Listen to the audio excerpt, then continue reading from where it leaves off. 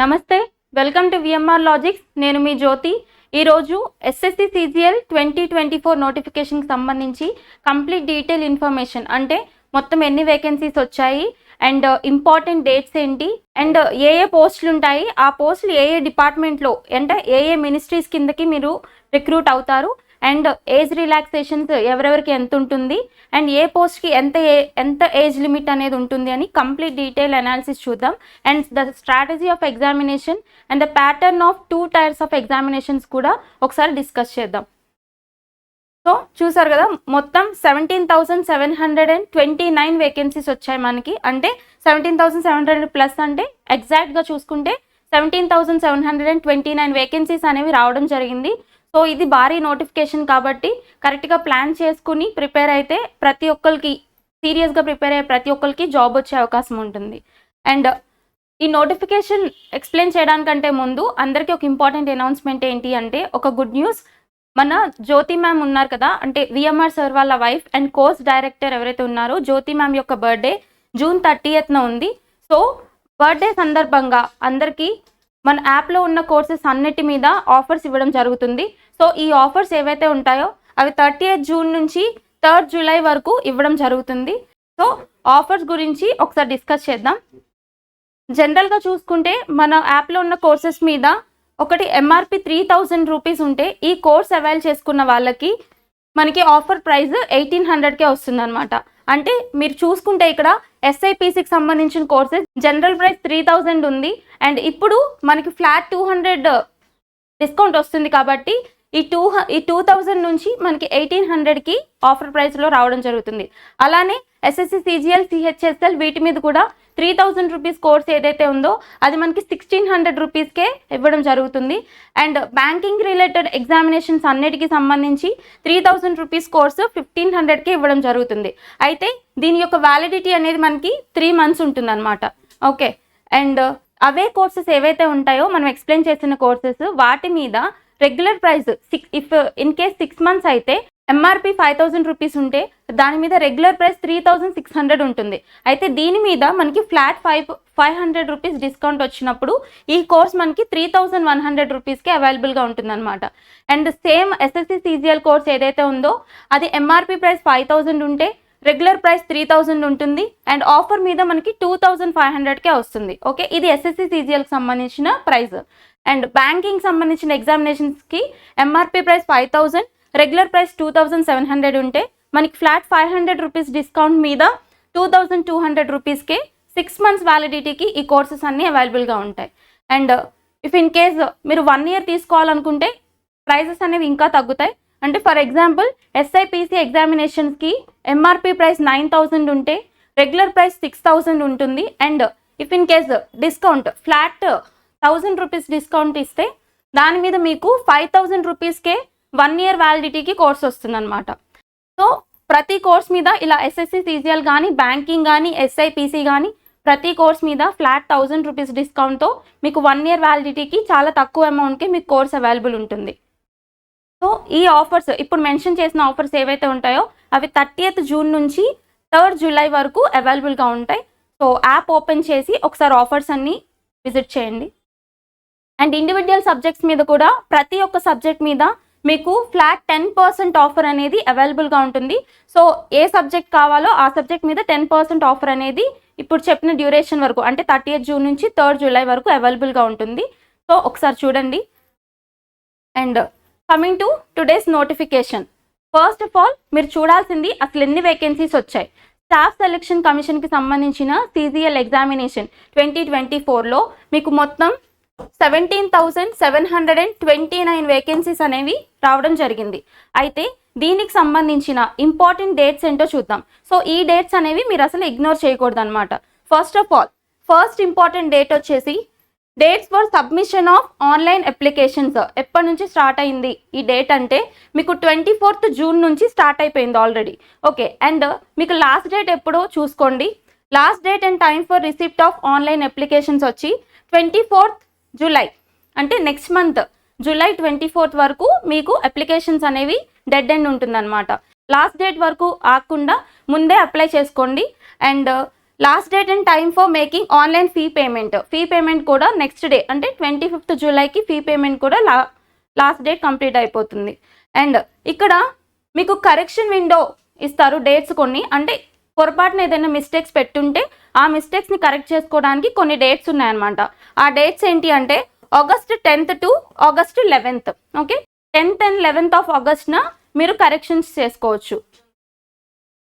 And మీకు ఇక్కడ tyre 1 and tier 2 ఎగ్జామినేషన్స్కి సంబంధించిన టెంటేటివ్ డేట్స్ ఇచ్చారు. అంటే ఇవి ఇంకా డేట్స్ అనేవి కన్ఫర్మేషన్ కాలేదన్నమాట, బట్ ఈ డేట్స్లో ఉండొచ్చు, ఈ మంత్స్లో ఉండొచ్చు అని టెంటేటివ్ డేట్స్ అని చెప్తాం కదా. సో ఆ ఎస్టిమేటెడ్ డేట్స్ ఏంటి అంటే టైర్ 1 ఎగ్జామ్ తీసుకుంటే అంటే మీకు ప్రిలిమినరీ ఎగ్జామ్ కిందకి వస్తుంది అది.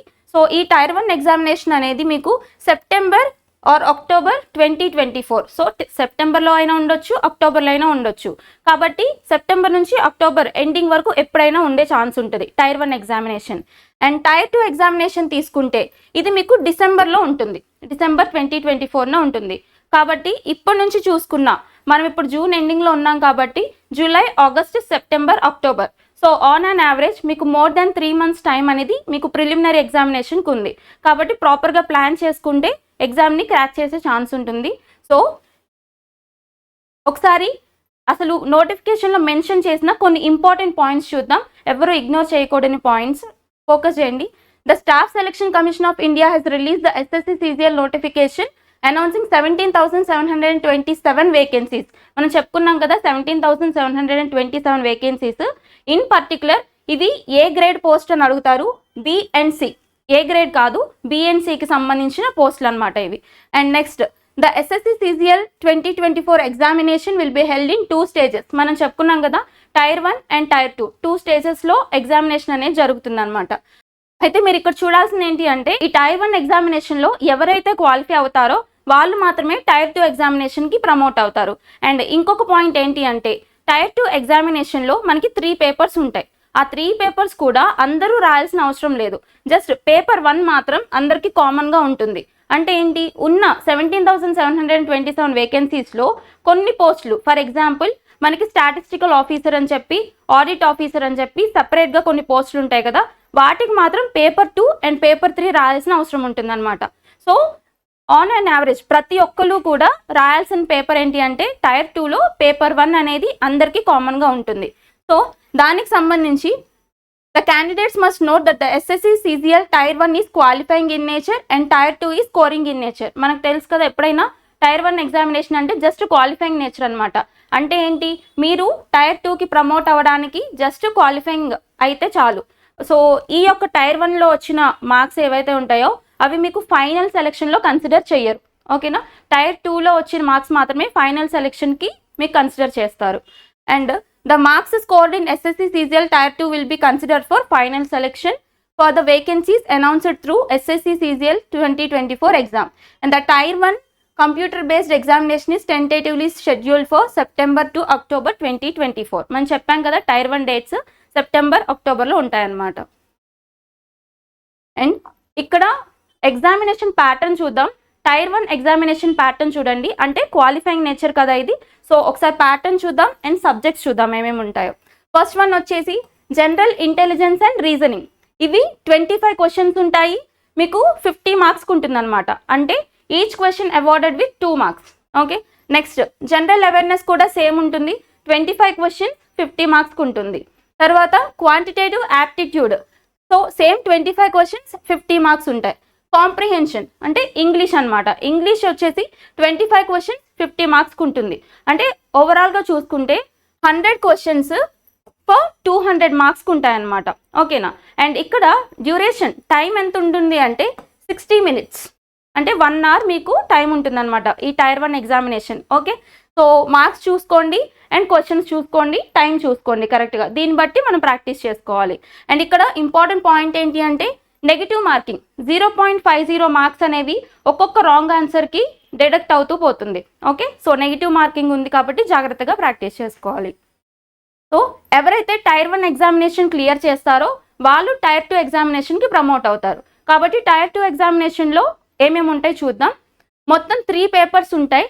ఆ 3 పేపర్స్లో కూడా ప్రతి ఒక్కరు కంపల్సరీగా రాయాల్సిన common paper 1. Okay, compulsory for all the post, అన్ని పోస్టులకి కామన్గా ఉంటుంది ఈ పేపర్. అండ్ అడిషనల్గా పేపర్ 2 అండ్ పేపర్ 3 వచ్చేసి ఎవరెవరు రాయాలి అంటే, ఎవరైతే జూనియర్ స్టాటిస్టికల్ ఆఫీసర్కి అప్లై చేస్తారో వాళ్ళు పేపర్ 1తో పాటు పేపర్ 2 కూడా రాయాలి. ఓకేనా. అండ్ నెక్స్ట్ అసిస్టెంట్ ఆడిట్ ఆఫీసర్కి ఎవరైతే అప్లై చేస్తారో వాళ్ళు పేపర్ 1తో పాటు పేపర్ 3 రాయాల్సిన అవసరం ఉంటుంది. ఓకే. సో ఈ పోస్టులు ఎవరైతే అప్లై చేస్తారో వాళ్ళు వీటికి కూడా ప్రిపేర్ అవ్వాలి. అలా కాకుండా ఈ 2 పోస్టులు కాకుండా మిగతా పోస్టులకి అప్లై చేసిన వాళ్ళందరూ కూడా పేపర్ 1 క్లియర్ చేస్తే సరిపోతుంది అనమాట. సో మనం అక్కడ టైర్ 2లో పేపర్ 1 చూసాం కదా. సో ఈ పేపర్ 1 అనేది అందరికీ కామన్గా ఉంటుంది కాబట్టి ఒకసారి దాని స్ట్రాటజీ, ఆ ఎగ్జామినేషన్ ప్యాటర్న్, అందులో ఉండే సబ్జెక్ట్స్ ఏంటో చూద్దాం. సో ఈ టైర్ 2లో పేపర్ 1 అనేది మొత్తం 3 సెక్షన్స్ కిందకు ఉంటుంది. ఆ 3 సెక్షన్స్లో ఏ సబ్జెక్ట్స్ ఉంటాయి చూడండి. సెక్షన్ 1 వచ్చేసి 2 మాడ్యూల్స్ కిందకు డివైడ్ చేశారు, అంటే 2 కేటగిరీస్ అనమాట. అందులో ఒకటి మ్యాథమెటికల్ ఎబిలిటీస్ అండ్ ఇంకొకటి reasoning and intelligence. So module 1 and module 2లో కంప్లీట్గా మనకి అర్థమెటిక్ అండ్ రీజనింగ్ ఉంటుంది. వాటిల్లో ఈచ్ వన్ 30 క్వశ్చన్స్ వస్తాయన్నమాట. అంటే టోటల్గా 60 క్వశ్చన్స్ వస్తాయి. మార్క్స్ వచ్చేసి ఈచ్ వన్ 90 మార్క్స్. అంటే మీకు అర్థం చేసుకోవాల్సింది ఏంటి అంటే ఒక్కొక్క క్వశ్చన్ 3 మార్క్స్ ఉంటుందన్నమాట. అంటే 30 × 3 90 మార్క్స్ అనమాట. ఓకే. Same 30 × 3 90 marks. ఏంటి? Arithmetic and reasoning. ఇక్కడ సెక్షన్ 1 కంప్లీట్ అయిపోతుంది. అండ్ మళ్ళీ సెక్షన్ 2కి వస్తే అగైన్ 2 మాడ్యూల్స్ కింద డివైడ్ చేశారు. ఇందులో 2 మాడ్యూల్స్లో ఉన్న సబ్జెక్ట్స్ ఏంటి అంటే ఇంగ్లీష్ లాంగ్వేజ్. ఇంగ్లీష్ లాంగ్వేజ్ వచ్చేసి మీకు హై స్కోరింగ్, ఎందుకంటే 45 క్వశ్చన్స్ ఉంటాయి. 45 × 3 వేసుకుంటే 135 మార్క్స్, ఎక్కువ స్కోరింగ్ సబ్జెక్ట్ అనమాట. అండ్ మాడ్యూల్ 2లో జనరల్ అవేర్నెస్ సబ్జెక్ట్ ఉంది. ఇక్కడ మీకు 25 క్వశ్చన్స్ ఉంటాయి, 75 మార్క్స్కి ఉంటుంది. అంటే 25 × 3 75 marks. And coming to section 3. Section 3 కూడా 2 మాడ్యూల్స్ కింద డివైడ్ చేశారు. అందులో ఉన్న subjects computer knowledge test, computer awareness ఉంటుంది కదా, దాని మీద టెస్ట్ ఉంటుంది. అది వచ్చేసి 20 క్వశ్చన్స్ 60 మార్క్స్ అనమాట. ఓకే. అయితే ఈ పేపర్ ఏదైతే ఉందో అంటే కంప్యూటర్ నాలెడ్జ్ టెస్ట్కి సంబంధించిన మాడ్యూల్ ఏదైతే ఉందో ఇది క్వాలిఫైయింగ్ నేచర్. ఓకేనా. అండ్ ఇక్కడ మాడ్యూల్ 2లో డేటా ఎంట్రీ స్పీడ్ టెస్ట్ అని ఒకటి ఉంటుంది. అంటే నథింగ్ బట్ ఇట్ డిపెండ్స్ అనమాట. అక్కడ ఇచ్చిన డేటాని ఫాస్ట్గా ఎంటర్ చేయగలగాలి. ఓకే. సో ఇది కూడా మనకి క్వాలిఫైయింగ్ నేచర్లోనే ఉంటుంది. అండ్ మార్క్స్ అండ్ క్వశ్చన్స్ చూసాం కదా. అయితే ఒకసారి వెయిటేజ్ చూద్దాం. అండ్ ఎందుకు వెయిటేజ్ చూడాలి అంటే మనకి టైర్ 2 ఏదైతే టైర్ 2లో పేపర్ 1 ఏదైతే ఉంటుందో ఇదే మనకి స్కోర్ డిసైడ్ చేస్తుంది కాబట్టి మన ర్యాంక్ కూడా దీని మీదే డిపెండ్ అయి ఉంటుంది. కాబట్టి ఒకసారి మీరు వెయిటేజ్ చూస్తే వెయిటేజ్ బట్టి ఎక్కువ ప్రామినెన్స్ ఏ సబ్జెక్ట్ ఉందో మీకు అర్థమవుతుంది అనమాట. ఫస్ట్ ఆఫ్ ఆల్ చూసుకుంటే ఇక్కడ ఇంగ్లీష్ చూసుకున్నారు కదా. ఇంగ్లీష్ చూడండి 35% వెయిటేజ్ ఉంది. ఓకే. 35% వెయిటేజ్. తర్వాత అర్థమెటిక్ అండ్ రీజనింగ్కి ఈచ్ 23% వెయిటేజ్ ఉంది. అండ్ జనరల్ అవేర్నెస్కి 19% వెయిటేజ్ ఉందన్నమాట. సో ఇట్లా డివైడ్ చేసుకుని వెయిటేజ్ ప్రకారం సిలబస్ చూసుకుని ప్లాన్ చేసుకుని చదువుకోవాలి. అండ్ ఇక్కడ డ్యూరేషన్ వచ్చేసి మొత్తం మీద మీకు చూసుకుంటే 2.5 hours టైం ఉంటుందన్నమాట. ఏంటి? పేపర్ 1 క్లియర్ చేయడానికి టైర్ 2లో 2.5 hours టైం ఉంటుంది. ఇది మొత్తం ఎగ్జామినేషన్ ప్యాటర్న్ టైర్ 2కి పేపర్ 1కి సంబంధించి. అండ్ నెక్స్ట్ ఒకసారి పోస్టులు చూద్దాం. ఏమేం పోస్టులు ఉన్నాయి, అసలు ఇవి ఏ మినిస్ట్రీస్లో మీకు రిక్రూట్మెంట్ వస్తుంది, ఆ డిపార్ట్మెంట్స్ ఏంటో ఒకసారి చూస్తే మీకు ఐడియా వస్తుంది అనమాట. ఫస్ట్ ఆఫ్ ఆల్ ఇక్కడ ఇచ్చిన అన్నీ కూడా మ్యాక్సిమం 1 నుంచి 7 వరకు అన్ని అసిస్టెంట్ సెక్షన్ ఆఫీసర్ పోస్టులే ఉంటాయి. కానీ ఆ సెక్షన్ ఆఫీసర్ ఎవరైతే ఉన్నారో ఏ డిపార్ట్మెంట్కి వెళ్తారో చూడండి. Central secretariat services, intelligence bureau, IB అని పిలుస్తాం కదా, intelligence bureau. Next ministry of railways, ministry of external affairs, అంటే ఈ ఫారెన్ మినిస్ట్రీ ఉంటుంది కదా, అందులోకి మీకు రిక్రూట్మెంట్ వస్తుంది అనమాట. నెక్స్ట్ ఏఎఫ్హెచ్క్యూ అంటే ఆర్మ్డ్ ఫోర్సెస్ హెడ్ క్వార్టర్స్ ఉంటాయి కదా, అక్కడ మీకు రిక్రూట్మెంట్ వస్తుంది. Next electronics and information technology, IT department అంటారు. అండ్ నెక్స్ట్ వచ్చి అదర్ మినిస్ట్రీస్ అండ్ డిపార్ట్మెంట్స్, వేరే మినిస్ట్రీస్లోకి వస్తాయి. అండ్ ఇక్కడ CBDT, CBIC, nothing but central board of direct taxes, central board of indirect taxes. మనకి direct tax and indirect tax అని separate departments ఉంటాయి టాక్సేషన్లో. సో ఈ 2 డిపార్ట్మెంట్స్లో కూడా మీకు అసిస్టెంట్ సెక్షన్ ఆఫీసర్ పోస్టులు వస్తాయన్నమాట. ఓకే. ఇవన్నీ అసిస్టెంట్ సెక్షన్ ఆఫీసర్కి సంబంధించిన పోస్టులు కన్సర్న్ డిపార్ట్మెంట్స్. అండ్ నెక్స్ట్ వచ్చేసి ఇక్కడ అసిస్టెంట్ ఎన్ఫోర్స్మెంట్ ఆఫీసర్ అంటే directorate of enforcement and department of revenue డిపార్ట్మెంట్కి పోస్ట్ వెళ్తుంది. Next sub inspector in CBI, central bureau of investigation అని చెప్తాం. నెక్స్ట్ ఇన్స్పెక్టర్ పోస్టులు వస్తాయి. ఎక్కడ వస్తాయి? Ministry of communications and department of పోస్టల్స్ ఉంటాయి కదా అక్కడ, అండ్ కమ్యూనికేషన్ మినిస్ట్రీస్లో వస్తాయి. Okay, next inspector post in central bureau of narcotics అంటే ఈ డ్రగ్స్ ఉంటాయి కదా, ఈ drugs dealing against of drugs dealing ministries ఉంటాయి కదా, సో అది సెంట్రల్ బ్యూరో ఆఫ్ నార్కోటిక్స్ అంటారు, అక్కడికి ఉంటుంది. అండ్ మినిస్ట్రీ ఆఫ్ ఫినాన్స్, ఆర్థిక శాఖ అంటారు. సో మినిస్ట్రీ ఆఫ్ ఫినాన్స్లో కూడా మీకు పోస్టులు ఉంటాయి, ఇన్స్పెక్టర్ పోస్టులు అనమాట. ఇవి సమ్ ఆఫ్ ద పోస్టులు. అండ్ ఇక్కడ మీరు చూసుకుంటే క్యాడర్స్ అన్నీ కూడా మ్యాక్సిమం అన్ని గ్రూప్ బి క్యాడరే ఉంది, ఒక్కటి మాత్రం గ్రూప్ సి ఉంది. అదేంటి అంటే inspector of income tax in central board of direct taxes. ఓకేనా? Next one assistant section officer in other ministries, ఇంకా వేరే మినిస్ట్రీస్ ఉంటాయి కదా. And executive assistants in CBIC అంటే మనం చెప్పాం కదా central board of indirect customs, ఇక్కడ కస్టమ్స్ డిపార్ట్మెంట్ వస్తుంది. అండ్ ఇక్కడ వచ్చి నేషనల్ హ్యూమన్ రైట్స్ కమిషన్, మానవ హక్కుల సంఘం ఉంటుంది కదా, అందులో మీకు పోస్టింగ్ వస్తుంది అనమాట. అండ్ డివిజనల్ అకౌంటెంట్ వచ్చి అండర్ సిఎండ్ఏజీ అంటే controller auditor general of India ఉంటారు కదా, అక్కడ మీకు పోస్టింగ్ వస్తుంది. అండ్ సబ్ ఇన్స్పెక్టర్ ఇది వచ్చి ఎన్ఐఏ అంటే నేషనల్ ఇన్వెస్టిగేషన్ ఏజెన్సీ ఉంటుంది కదా, అంటే ఇండియా తరపున ఈ ఎలైట్ బాడీస్ మీద ఇన్వెస్టిగేట్ చేసే ఏజెన్సీ అనమాట, అక్కడ మీకు పోస్టింగ్ వస్తుంది. And sub inspector in narcotics control bureau, ministry of home affairs, MHA అంటే హోమ్ మినిస్ట్రీ కింద నార్కోటిక్స్ డిపార్ట్మెంట్లో మీకు జాబ్ వస్తుంది. అండ్ ఇక్కడ junior statistical officer in ministry of statistics and programme implementation, అంటే ఈ మినిస్ట్రీ కింద మీరు ఈ సెన్సస్ క్యాల్కులేట్ చేయడం, జనాభా లెక్కలు చేయడం, ఈ డిపార్ట్మెంట్ ఉంటుంది కదా, దాన్నే మనం statistics and programme implementation ministry అంటాం, అందులో కూడా పోస్టింగ్స్ ఉంటాయి. సో పెద్ద పెద్ద మినిస్ట్రీస్ కాబట్టి ఎక్కడెక్కడ పోస్టింగ్స్ ఉన్నాయో చూసుకుని దానికి తగ్గట్టు మీ ప్యాషన్కి తగ్గట్టు మీకు మంచి ర్యాంక్ వస్తే మీరు ఆ డిపార్ట్మెంట్లో వర్క్ చేసే ఛాన్స్ ఉంటుంది. అండ్ ఇక్కడ మీరు చూసుకుంటే ప్రతి పోస్ట్కి సంబంధించి ఏజ్ లిమిట్స్ ఇచ్చారు, సో దాన్ని బట్టి మీరు అప్లై చేసుకోండి. అండ్ ఇంకా కొన్ని పోస్టులు ఉన్నాయి pay level 5 and pay level 4లో. ఒకసారి మినిస్ట్రీస్ చూడండి, సిఏజీ అంటే controller auditor general of India మనం చెప్పాం కదా. అండ్ నెక్స్ట్ సిసిడిఏ కూడా అకౌంట్స్ అండ్ ఆడిట్స్కి సంబంధించిన డిపార్ట్మెంట్.